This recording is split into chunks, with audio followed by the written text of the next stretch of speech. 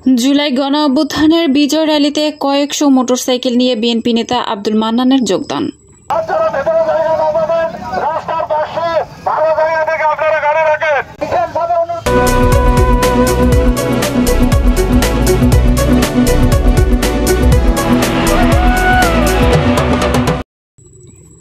আসসালামু আলাইকুম।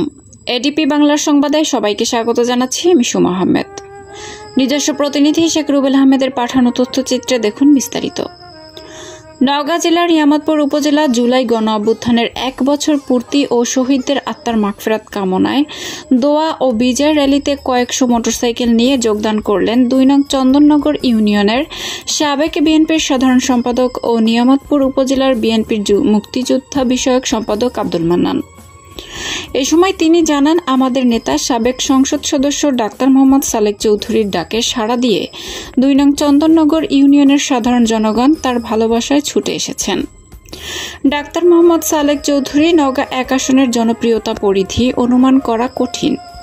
তিনি যখনই ডাক দেন সকল মানুষ তাদের কাজকর্ম ফেলে তার ডাকে সাড়া দিয়ে তিনি যেখানে বলেন সেখানেই সবাই উপস্থিত হন।